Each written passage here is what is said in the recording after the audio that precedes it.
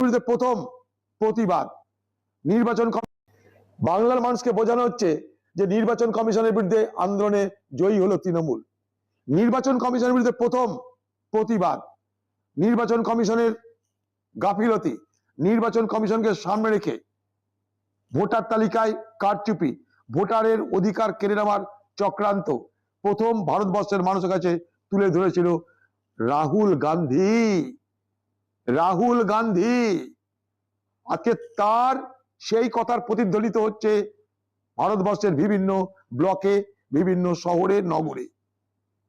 আজকে তৃণমূল সেই জায়গাটা কি করছে, একদিকে নির্বাচন কমিশনের বিরুদ্ধে দেখাচ্ছে যে আমরা লড়াই করছি, সেই নির্বাচন কমিশনকে সহযোগিতা করে এই বাংলায় প্রথমে ভোটার লিস্টের নাম অন্তর্ভুক্ত করার ক্ষেত্রে সারা ভারতবর্ষে প্রথম স্থান অর্জন করলো এই তৃণমূল।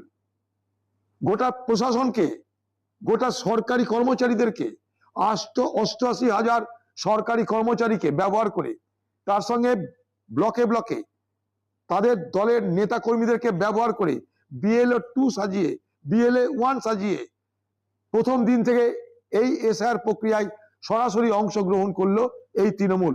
তাদের লক্ষ্য ছিল যেমন তেমন করে তাদের দলের লোকেদের নাম অন্তর্ভুক্ত করবার এবং জীবিতকে মৃত, মৃতকে জীবিত করবার যে পুরনো খেলা, সেই খেলা আবার চালু করবার।